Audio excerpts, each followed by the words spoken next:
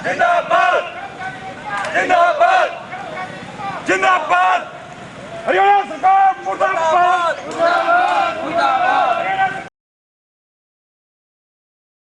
नमस्कार, स्वागत आपका के हरियाणा पे। मैं हूं आपके साथ रमेश जाखड़ और इस वक्त मैं मौजूद हूं सिरसा के लघु सचिवालय में। यहां पे आपको बता दूं कि क्लेरिकल एसोसिएशन वेलफेयर सोसाइटी के द्वारा एक रोष स्वरूप जो है एक साइकिल यात्रा जो है वो निकाली जा रही है। यहां पे मैं आपको साइकिलें अगर दिखाना चाहूं तो आप देखिएगा कि साइकिलों पे CAWS यानी कि क्लेरिकल एसोसिएशन वेलफेयर सोसाइटी के झंडे लगा करके यहाँ पे जो है वो यहाँ से सिरसा से ये साथी जो है वो क्लेरिकल एसोसिएशन के साथी जो है वो फतेहाबाद के लिए रवाना होने वाले हैं। अब ऐसे में यहाँ पे आप देखिएगा कि तमाम साथी क्लेरिकल एसोसिएशन के सदस्य जो हैं वो यहाँ पे इकट्ठा हो रखे हैं और विरोध प्रदर्शन का एक बोर्ड जो है वो अपने हाथ में ले रखा है। इसमें जो वो तमाम अपनी मांगे जो है वो इन्होंने चिन्हित कर रखी हैं, लिख रखी हैं और उन मांगों की मनवाने को लेकर के लगातार क्लेरिकल एसोसिएशन जो है वो पिछले लंबे समय से संघर्ष लगातार कर रही है।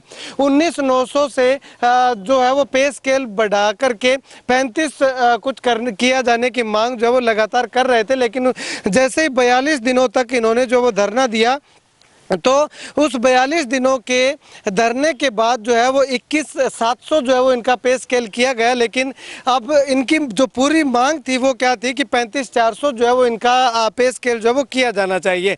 अब ऐसे में मुख्यमंत्री मनोहर लाल की सरकार गिरी, उसके बाद नायब सैनी की सरकार बनी, तो उस सरकार से लगातार मांग जो है वो 35,400 के पे स्केल का करते हुए दिखाई दे रहे हैं। तो इसी मांग को लेकर के जिला वाइज जो है वो हरियाणा के अलग अलग हिस्सों से जो है वो 3 जगहों से ये यात्रा जो है वो चल रही है और सीधा करनाल पहुंचेगी और करनाल पहुंचने के बाद तमाम साथी जो है वो वहां से पैदल जो है वो चंडीगढ़ के लिए, पंचकूला के लिए कूच करने वाले हैं। चलिए बाकी जानकारी के लिए प्रदेश अध्यक्ष इनके हमारे साथ मौजूद हैं, इनसे बातचीत करते हैं। सर, मुख्य तौर पे क्या कुछ मांग अगर जानना चाहें तो?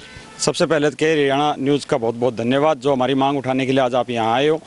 मैं आपको बताना चाह रहा हूँ कि आप लोगों को जैसे पता है पिछले साल हम 42 दिन की स्ट्राइक पे रहे थे और वो स्ट्राइक सिर्फ इसी वजह से हुई थी कि हमने जो मनोहर लाल खट्टर जी पूर्व मुख्यमंत्री थे उनसे हमने मिलने का समय मांगा था कि हमसे मिलिए और हमारी जो वेतन विसंगति है उसको दूर करिए। लेकिन उनकी तरफ से हमारे पास कोई भी जवाब नहीं आया था। तब हम 42 दिन स्ट्राइक पे बैठे थे और 15 अगस्त पिछले साल सीएम साहब के साथ जो हमारी पूर्व सीएम के साथ जो हमारी मीटिंग हुई थी उस मीटिंग में सीएम साहब ने हमसे वादा किया था कि आपके लिए एक हम समीक्षा कमेटी बैठा रहे हैं और उसकी रिपोर्ट के आधार पर जो आपका वेतन नहीं बढ़ा है, सरकार मान रही थी कि हाँ पिछले 40 वर्षों से क्लेरिकल का जो वेतन है उसमें कोई सुधार नहीं किया गया, वो एज इट इज़ चल रहा है। और वो इस स्तर पे पहुंच गया है कि आज क्लेरिकल का जो स्केल है और ग्रुप डी का जो स्केल है उसमें कोई अंतर नहीं है कि क्लेरिकल कैडर आज ग्रुप डी की पे लेकर के और ग्रुप सी की जॉब कर रहा है। सीएम साहब ने ये बातें मानी थी। फिर जो समीक्षा कमेटी बनाई गई उसमें हमारे 5 सदस्य नियुक्त किए गए थे। शुरू में 3 IAS अधिकारी और 2 हमारे CAWS से, लेकिन बाद में उसमें परिवर्तन करके 3 अधिकारियों को रख दिया और हमारे जो सदस्य थे उनको उस कमेटी से बाहर करके सिर्फ रिप्रेजेंटेटिव रख दिया गया था। और जब उस कमेटी के अंदर हमारे जो सदस्य थे उन्होंने हर एक तथ्य प्रस्तुत किए और वो भी लिखित रूप में कि हमारा 35,400 वेतनमान क्यों होना चाहिए। और जब भी हमारी मीटिंगें हुई जो समीक्षा कमेटी के अंदर, सरकार के जो नुमाइंदे थे IAS अधिकारी उन्होंने ये बातें मानी कि हाँ आपकी बातें सही है और हम इस पे विचार करेंगे।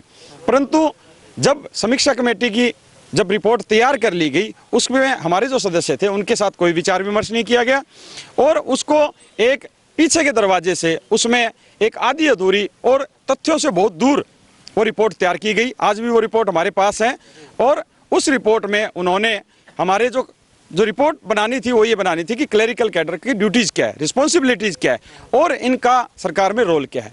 लेकिन उन विषयों पर बात ना करके जो समीक्षा कमेटी थी उन्होंने सिर्फ एक कोई स्टेट की बेसिक पे उठा करके कह दिया कि उस स्टेट में क्लेरिकल की बेसिक पे है, ये है और ये हम इस कैडर को आज से दे रहे हैं।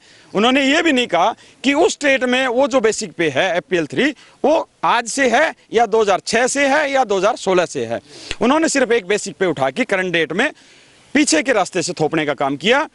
और उसी के बाद फिर हमने जब सरकार से पत्राचार किया तो सरकार ने फिर उसका कोई जवाब नहीं दिया और हमें मजबूर होकर करनाल के अंदर फिर एक विरोध प्रदर्शन करना पड़ा और पूरे हरियाणा से लगभग 10 से 15 हज़ार जो क्लेरिकल कैडर है वो करनाल के अंदर सड़कों पे बैठ गया था। उसी दिन सीएम सैनी साहब का वहाँ पे दौरा था। उन्होंने हमें बुलाया कि आप इस प्रकार प्रदर्शन न करें, हम आपसे वार्ता के लिए तैयार हैं, आपकी जो भी वेतन विसंगति है हम उसको दूर करेंगे। और उन्होंने इसके लिए श्री राजेश खुल्लर जी की ड्यूटी लगाई कि आप उनसे मिलिए जा करके, और उन्होंने हमें मीटिंग का टाइम दिया 10 तारीख को कि आप उनसे मिलिए और अपने तथ्य दीजिए, और हम आपको विश्वास दिलाते हैं कि आपका जो भी जायज़ मांग है उसको हम पूरा करेंगे।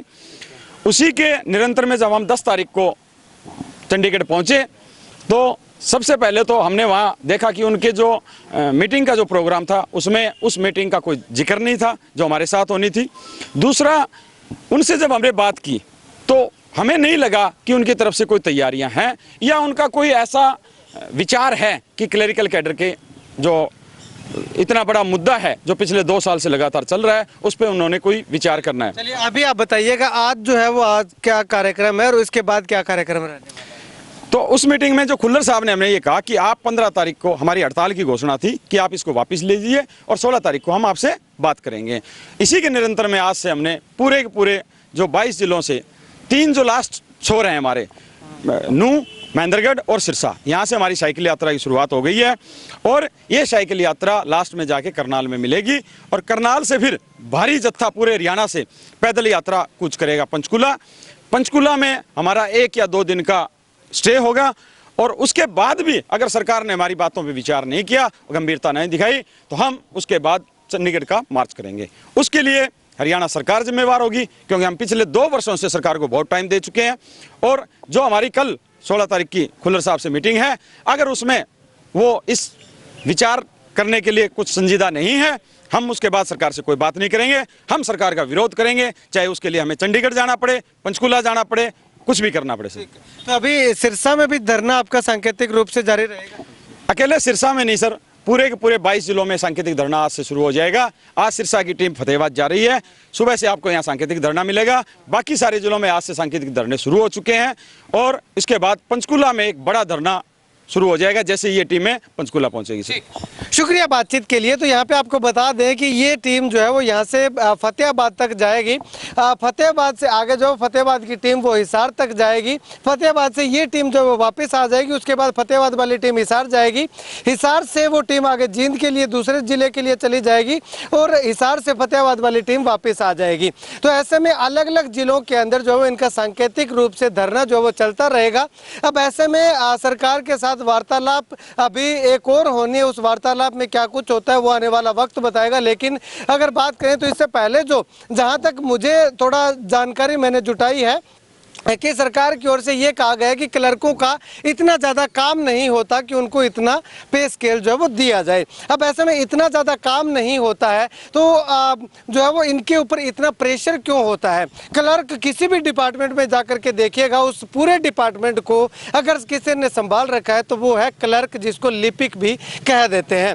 तो लिपिकों के बलबूते ये सारे डिपार्टमेंट चल रहे हैं। क्लर्क एक दिन छुट्टी पे चले जाते हैं तो जो है वो पूरा का पूरा सिस्टम हिल जाता है। पीछे क्लर्कों की हड़ताल थी तो रजिस्ट्रियां तक बंद हो गई थी, लेकिन अब क्लर्कों के ऊपर ये पे स्केल ना बढ़ाने को लेकर के ये बहाना बनाया जाता है कि इनका काम नहीं होता है। तो पहले काम देखिएगा, उसके बाद इनकी सैलरी बढ़ा दीजिएगा या फिर इनका जो काम है वो काम तक इनको सीमित रखिएगा। अब ऐसे में आने वाले समय में सरकार इस पर क्या कुछ फैसला लेती है। चुनावी समय है, चुनावों के समय में सरकार नौकरियां लगा करके जो है वो अपने सरकार में आने का, दोबारा से सत्ता में आने का दावा करती है, लेकिन इन लगे हुए लोगों को नौकरियां इनकी बचाई जाती है। इनका पे स्केल बढ़ा करके सरकार सत्ता में आने का सोचती है या नहीं सोचती, है आने वाला वक्त बताएगा। खैर, आप इस वीडियो को लेकर के अपनी राय जो है वो कमेंट सेक्शन में कमेंट करके जरूर बताइएगा। कैमरा से राकेश माइल के साथ रमेश जाखड़ के हरियाणा।